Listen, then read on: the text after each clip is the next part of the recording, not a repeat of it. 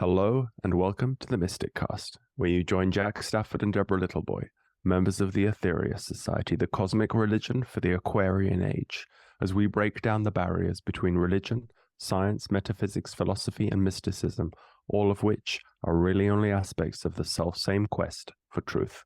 Please note, this is an independent program, not produced or fact-checked by the Aetherius Society. Today, our guest is Dr. Sharon Martin. Doc Martin, how are you doing? Good. Thank you for having me here. It's our pleasure.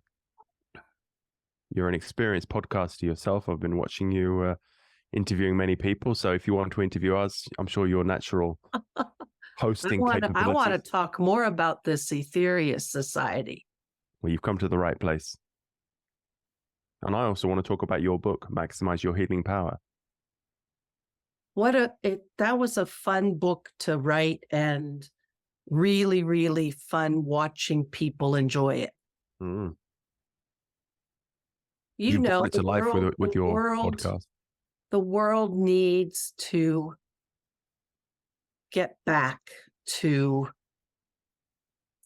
being in the rhythm with the heavens and the earth and having spirit really be an anchor point for your entire life and get out of this technological materialism we're stuck in. And anyway, we could go on and on.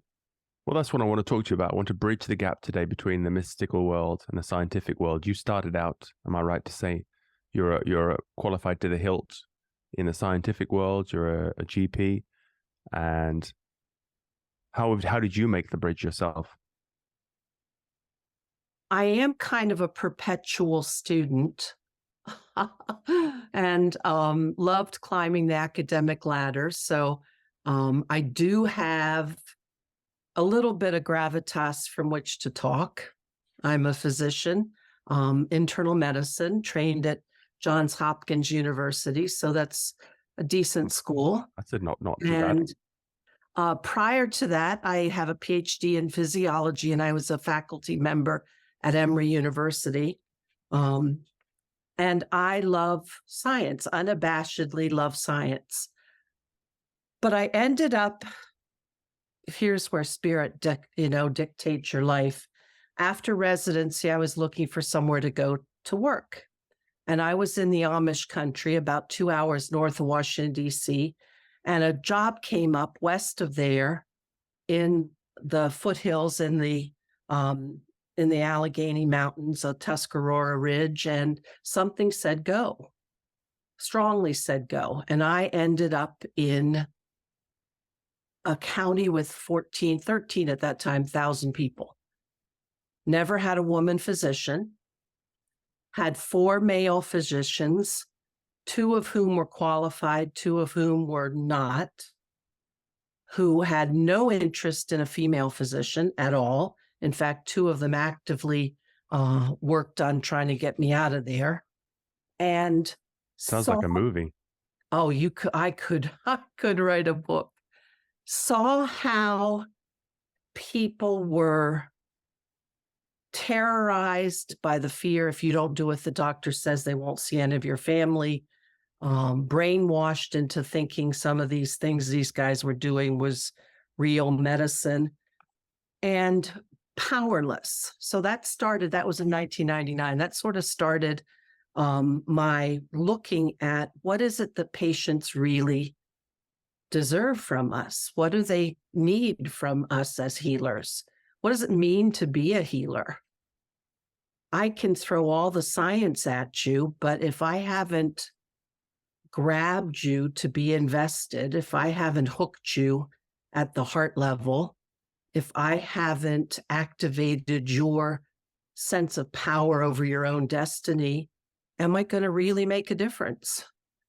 And time again, I had experiences where patients were hungry for more. And I found myself feeling like I was putting patients in a conveyor belt just to get the job done. And I thought, there is seriously more to this. There's got to be more to this. And I opened my book, Maximize Your Healing Power, by telling a story. May I share that story here? Because Please. it was powerful for me and transformed my life. So I had opened a clinic in very rural and worked like a dog. And it was a Friday night in the fall. And I couldn't wait to go home. It'd been a long day. About 5 o'clock, we're closing up, and the receptionist comes down the hallway with this worried look on her face and tells me there's a young man out front who needs to be seen. And I was, in my own mind, I was anything but charitable. You got to be kidding me. Why does he have his own doctor? It's Friday night at 5 o'clock. Why couldn't he have called at 11 o'clock? What is he doing here? Why me? Whine, whine, whine, cry, cry, cry. And sorry, the dogs are going crazy. And then to realize that what he's here about is something psychiatric. Well, then I go into my analytical. If you're psychiatric in medicine, are you at harm to yourself or others? If you are, I'm legally obligated to call the police and have you admitted to the hospital against your will. Well, here I am out in rural America, and I'm talking rural. In order to get anybody to the hospital, you have to call the state police. That would take them an hour to get there. Then they'd come and analyze it, assess it, take them. And then I'm thinking to myself, oh, this is going to be one heck of a Friday evening. I'm not getting home anytime soon. And I am literally actively dejected and depressed. So in comes this young man with his girlfriend. She waits out in the waiting room. In retrospect, what I know now, and I interpret and am able to perceive now in terms of light energy, he was a light-filled being. And he was very cherub-like, beautiful golden curly hair, gorgeous face, just sweet cherub. At that time, I was like this poor young man. He sits down and he tells me that he has vivid dreams. And I'm going, okay, again, analytical brain. Are you schizophrenic? Are you psychotic? Are you depressed with psychotic features? Analyze. And he said, and every time I have a dream, it happens. I said, what happens? He said, what I dream about. And he said, I said, who do you dream about? Well, my grandmother's friends, the neighbor, the this, the that. I can't sleep. I'm worried all the time. I'm thinking, okay, he's gone manic. He can't sleep. He's up all night. Something tells me stop. So I get his girlfriend in the room and I say, tell me about this. Does he really have predictive dreams? She said, oh, yes. His whole family knows it. And she said, his grandmother said when he was 3 years old that he had the sight. And his grandmother turned out was a Romany gypsy. So then I'm on my next step of, do what I have in my repertoire, in my armamentarium as a physician, am I going to do him any help? I call the police. I take him to the hospital. I admit him to the psychiatric. What tools are there? Sedatives, antipsychotics. Does he have something that needs fixing? Well, the answer was clearly no way. And I said, here is a young man who has perception that many of us could have, but he's gifted. He can touch the other realms instantly without barrier. Why am I going to medicalize him? Why am I going to label him? And why am I going to try to sedate this gift out of him? I am not going to do, am I going to be a healer when I do this? No, I'm going to damage him, harm him, and he is not something that needs to be fixed. So voice really clear in my mind. later years interpreting it. This was the voice of spirit, my higher self, my soul, God, whomever you believe in. No, stop. And I said to him, you're not crazy. The relief that came over him, the instant, was so rewarding. And I said, what's happened is you are very open to sensing, but you haven't learned how to close it down and choose when to open and choose how to open and be in control of it. You're just getting bombarded by all the things you sense. What you have to do is learn how to be the driver of when you open and what you take in. And he was beaming when he left. And that began my journey to understanding, how do I bring those other things that mainstream medicine doesn't bring, the awareness of our potential, the awareness of our capacities, those things that we call woo-woo that are real, to me anyway, psychic phenomena, the understanding of forces in the universe bigger than ourselves. How can I incorporate that and not write people off because they have these talents? And I began by studying shamanism from the Peruvian Andean tradition with the Four Winds Society, and learned about how to sense the unseen world, how to communicate with forces, energies of the universe, how to protect yourself from, face it, there's dark forces out there. I say dark in terms of not good, and how to protect yourself from that. And that began a blending for me and an addition of power to my repertoire. Just it just opened up the heavens, so to speak. So I owe this young man an incredible that's a sliding doors moment. Yeah, he was, I think he was a messenger. He was a gift from spirit. He changed my life and started me on a path that I now study the esoteric. I study the power of consciousness. I know that there are forces in the universe we can ally ourselves with. And that's rich and beautiful. Yes, it's amazing. So if that young man was to come into your office today, you've studied many practices, what would you tell him to control that gift? How could he do that? Meditation, learning from somebody. I told him at that time to find, since he had many psychic members in his Romani family, to find someone who had done this for years and ask them, how do they do it? But I would help him see how to control his thinking, how to be aware of his energy field and put up a protection, to be in charge of his thoughts, to be the driver.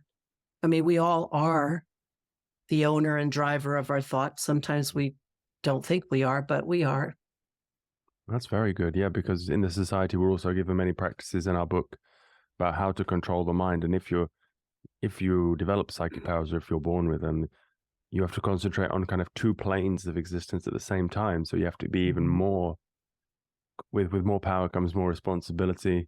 It's So tell me, what are those two planes? Well, there are many planes of existence. Okay. Each chakra is a realm of consciousness. Okay. So there's 7 above. We're at the root chakra now. This is the root chakra. Everything on this plane, and then there's 4 below as well. So when you die, you go to the life between lives on another realm of existence, so the realm of just desserts, and you have the experience. But it's right here, but just a different frequency of vibration. And so many people who are in touch with, so we say, spirit, have abilities to see between the realms, or see into time and things like that. So, but we at the Aetherius Society, we have many practices. Deborah could chip in here. She has taken many of these practices on. We have a whole book full of them with the King Yoga. Mm-hmm. Without bombarding everybody, the main thing is to learn how to breathe. Mm-hmm. And Dr. King, our master, says that, or no, he might have actually channeled this through, but the essence is that any shallow breather can't be a deep thinker, because they're just so they're just so linked. So we have a set of 6 breathing practices, of which, if you look at all of the breathing practices out there, there are over 1,000. Mm-hmm. In Dr. yoga, King, yeah, in yoga. So Dr. King looked at the Western mind, studied the Western mind, and then put together these 6 breathing practices, which he suggested that his followers incorporate as part of the daily routine.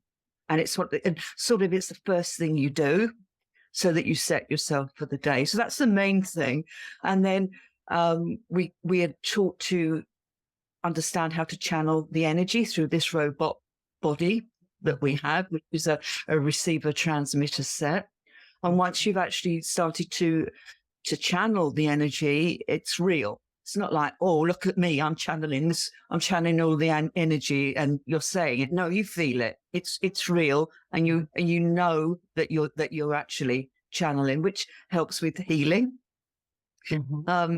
And we're taught to pray in the same way. So we're sending this energy from point A to point B through the mind, through the focus, and then we step up to Sanskrit mantra, which again is the highest form of praying, we're told, because what we're then doing is bringing the vibrations of that ancient mantra through our bodies, through our cells. So we're, if you like, we've all got bent out of shape, and we're bending ourselves back into shape.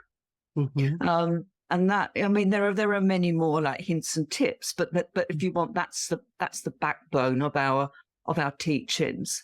And there's no surprise really, Sharon, but if you practice it, it works. But you've got to practice it. And it's not like doing an hour one day and 5 minutes three weeks later. No, you just have to, continually do it with good cheer. And I think that comes into your book, where you were saying that it was fun to write, because you have to do it with a good heart, because otherwise it's just not as potent. We actually react to smiling, and there's something that happens. So that, without my going on and on, but that's our, if you want, our cornerstone of starting to develop our intuition, our psychic powers. You said something that I think is also key for one of the teachings, or probably the most powerful teaching in my book. There's details and practices, but that power of your thoughts, because I have so many patients who believe they are their diagnosis, and they believe that is all they are going forward. And to recognize that you change your thought about it, you bring in the vibration of the new, future, healed difference, is the first step to breaking out of the cage of that diagnosis. And there are so many people that takes a lot of courage, but there's so many people to give up that, I call it the merit badge of a diagnosis.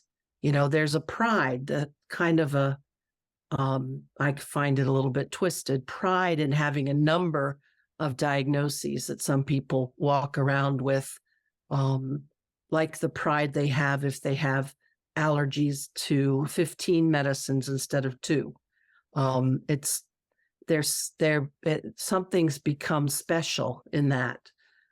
So to break out of that by thinking of yourself, by bringing in a new vision of the future you, is really the key to healing yourself. People can't often shake out of that. Yeah, I can fully follow that. There's almost, what am I gaining by keeping this illness? And you can, I know myself that if I look at an illness, I can see that it's had its benefits, and it was worth. It wasn't all bad. There were Right. upsides to it, and it's just all this balance. You know, would I rather stay in this state and take the benefits of being in this state, or do I actually want something different? Right. And then it's the courage to think, will it be any better? And what will I be losing? Is it worth the risk, or should I just stay here? And the benefits are not just personal. In other words, if I continue to have this leg pain, I am forced to slow down. And slowing down has really been beneficial for me. It feels good to take things literally one step at a time. But the benefits from the way you're treated by others, you get people helping you more, so you feel more connected. There are a lot of, in medicine, we give it a word, we call it secondary gain, which makes it sound a bit devious. So I'm not sure I love that, but there are things that feel good about keeping something like that. And of course, the longer that you keep it, the more it becomes ingrained within you, and becomes you. And so I totally get that. Well, it's the ego looking for identity as well, isn't it? The conscious mind is a construct, and it's constantly constructing itself. When I worked as a prison officer for 5 years, and it was a fascinating job to watch how people identified with their criminal activities. And so because I was all about breaking that antisocial behavior. That had to have been a hard job. It was the most satisfying job I've ever had, but it was emotionally draining. I'll bet, and I'll bet you had to be hyper vigilant. Yeah, because people are always out to take advantage, for sure. As that's just the nature of it, and it's always exaggerated in that environment, which makes it an ideal place to actually spot these recurring patterns and how people interact with each other. And so for me, it was a fabulous job, and I retrained to do like the connection between taking illicit substances and drinking and the criminal activity and the whole thing. And so for me, what you're saying, I just totally can see it in so many different colors, shapes, and sizes. So how did your people that you were working with in your practice take your newfound methods? How have you retrieved with trying to straddle those both camps?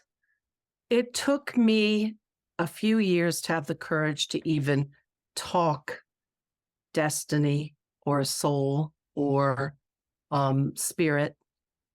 And so I did it in baby steps because truthfully, I was a little bit afraid of being run out of the medical community. But when I did it and I took little steps, people were, their eyes, wide open. Oh my gosh, she's talking about something deep that I can get. They might not have said that out loud, but you could tell they were thrilled. And when you talk to somebody about, here you're in this physical condition, but where do you want to see yourself? Is this what you want your life to be? To have some, well, no. Well, what can we do to change it? What are you willing to give up? What are you willing to shake up?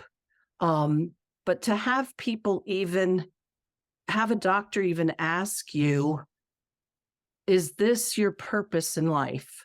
And how do I help you get to the full expression of you. Of course, I might not use those words, but that was, I think, for most people, revolutionary, and they love it.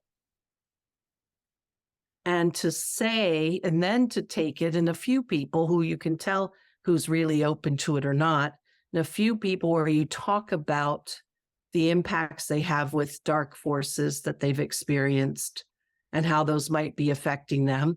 And oftentimes it's in their own family, family dynamics, and to how to find protection about keeping those penetrating, incoming foreign energies out of your field, and saying that in ways that a lay person who doesn't know anything about energy fields or any of that, they get it.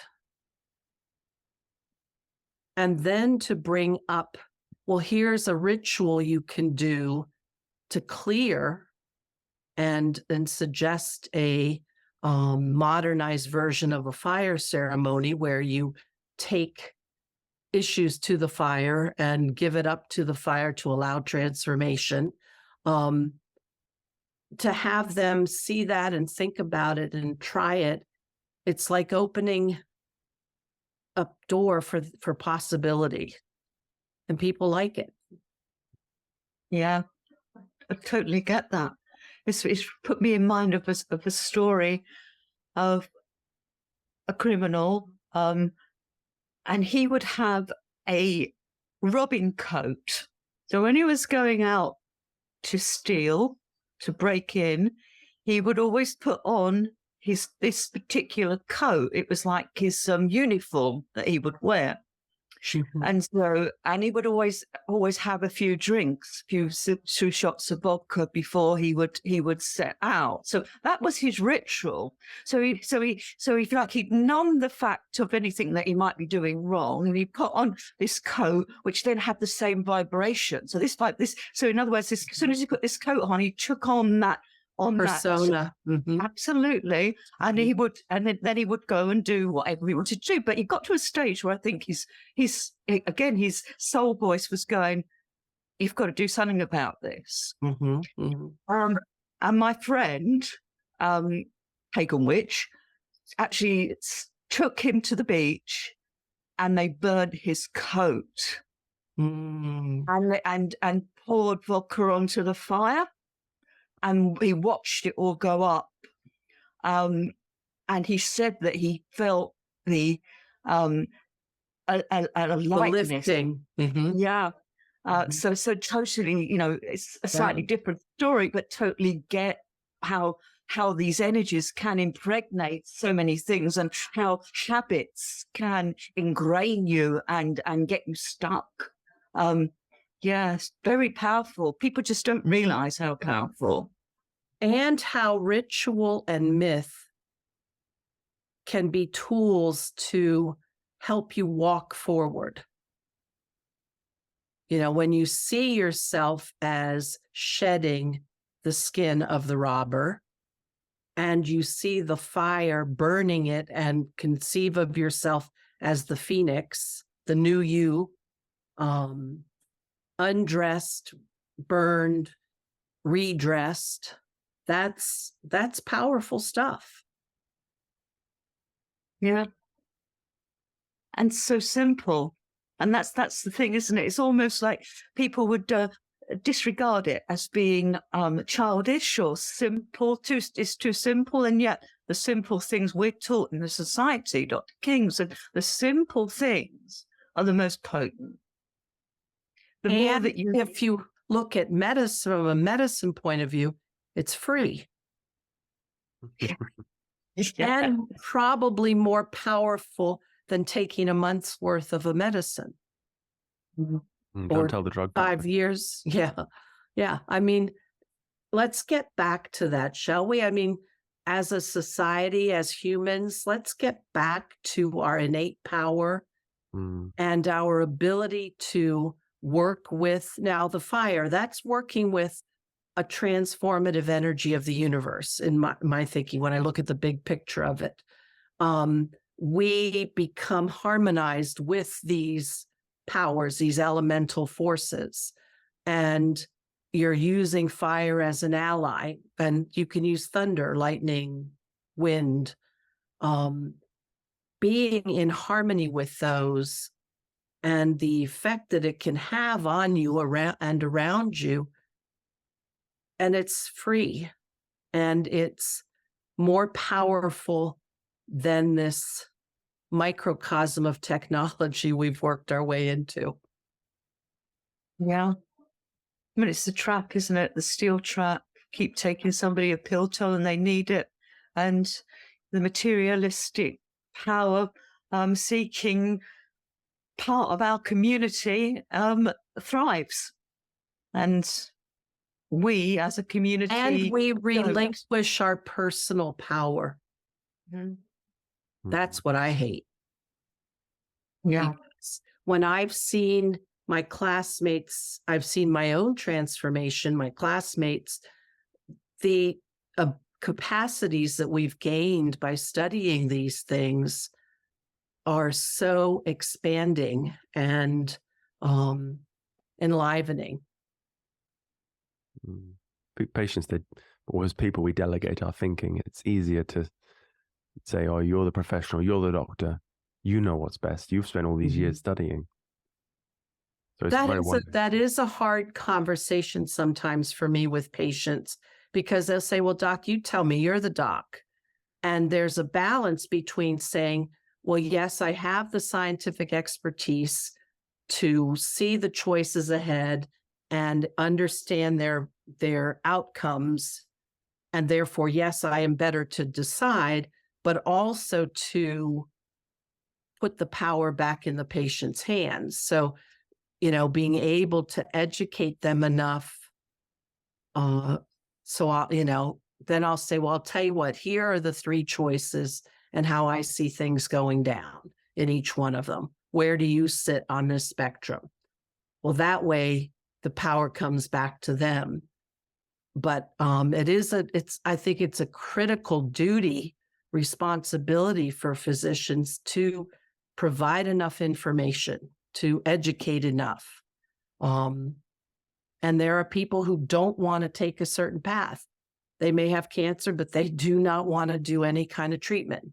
And to be able to honor that, even in the fear of watching someone go under, knowing they've chose it that way. That's a hard one for me. I always thought it'd be wonderful to have a hospital where you could walk through all the different rooms and you get, there's a holistic healer, the traditional allopathic medicine, maybe an Ayurvedic doctor, a medical intuitive. And if it was really about the patient, we would have these, have these rooms, we would have these hospitals. And if there was some way to remove the financial overlay, because we could create a center like that, but who has the money to go in each room and pay each person for their services?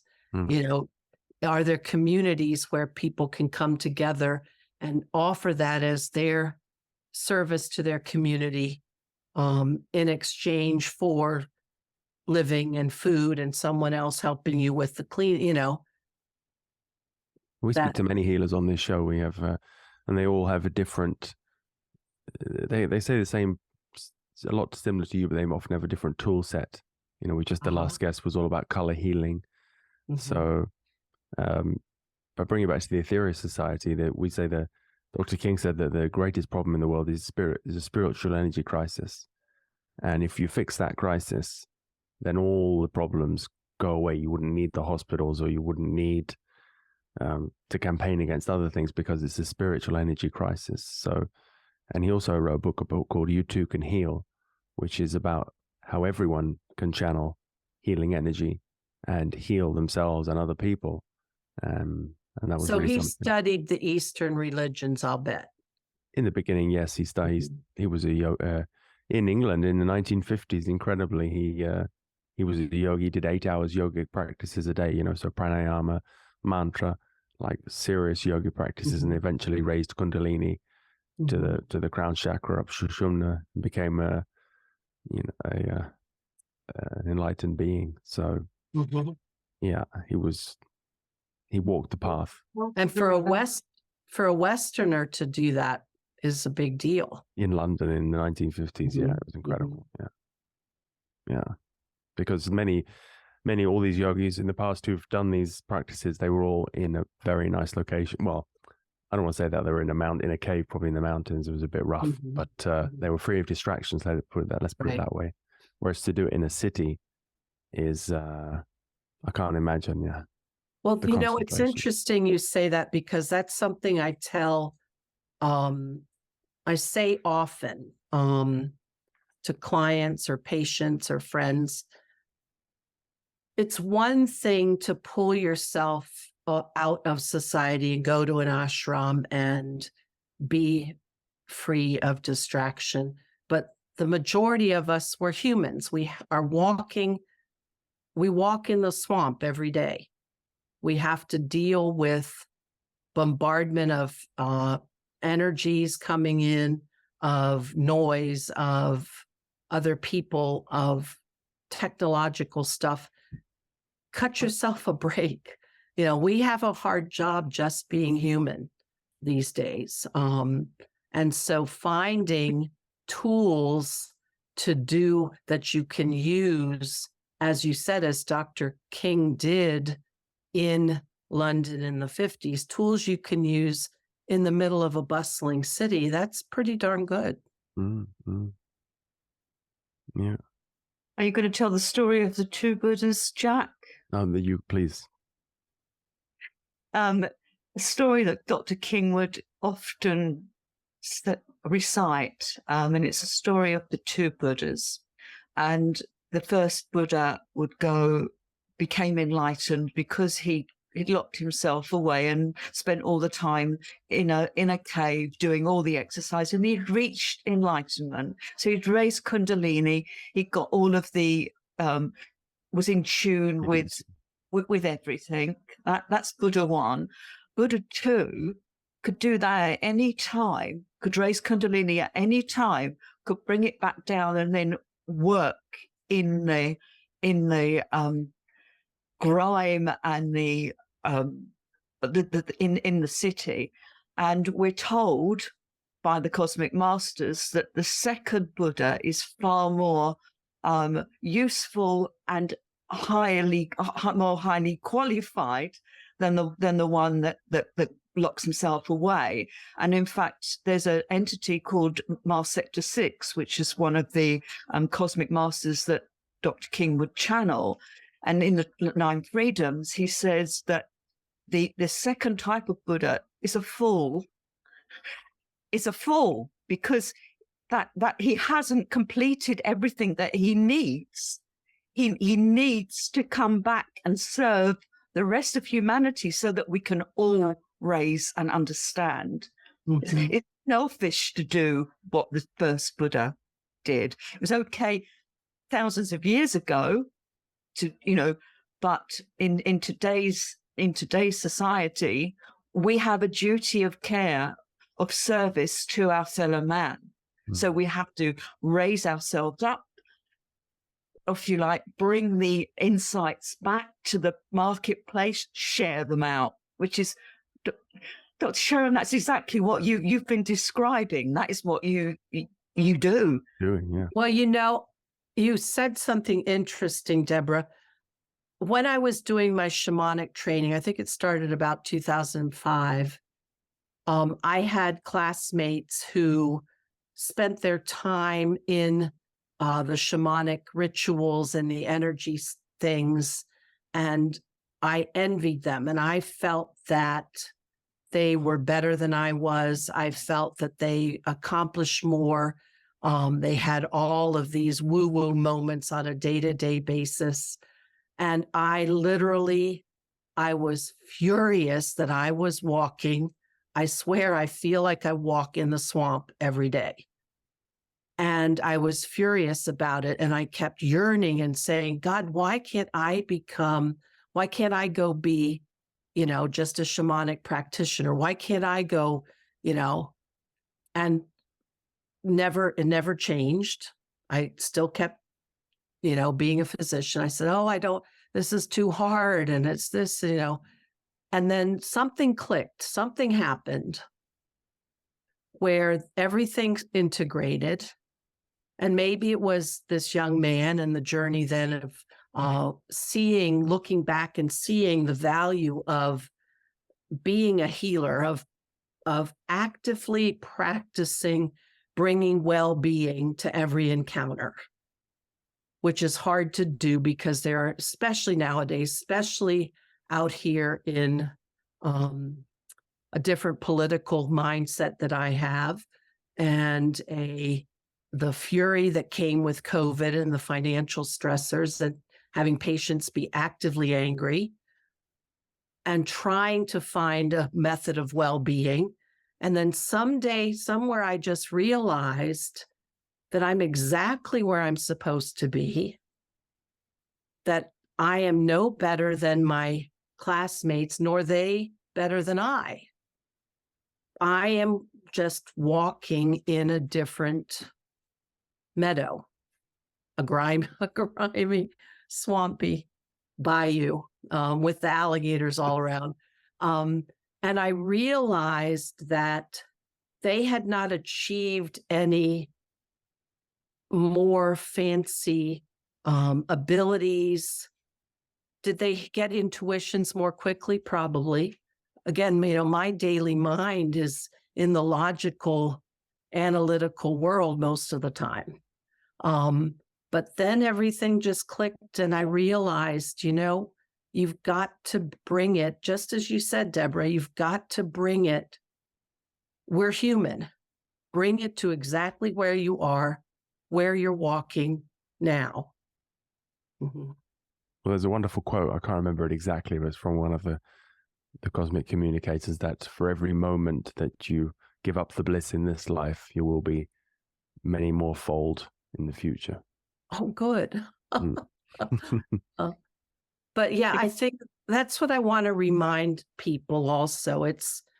I know the hunger of wanting to be in those blissful woo-woo moments all the time, and the disappointment and sometimes anger at having to struggle again and again in the day-to-day world. Medicine, especially with active COVID, was not fun at all. But those are important places to learn how to keep your heart, learn how to bring a path of service, to keep, for me, my focus, the word is to continue to try to find some moment of well-being for the person, even if I'm telling them they have cancer. So I just say to people who, I want to quit being such and such and I want to work more with people. I want to go be a Reiki master full time. I can never get there. Well, maybe you can get there, but it's going to look differently than you think it should. And that's the key, isn't it? Than you think it should. I'm a great one for that's how it should be. When actually it should be as it is. Because you're working through the perfection of imperfection. I think was it Mother Teresa?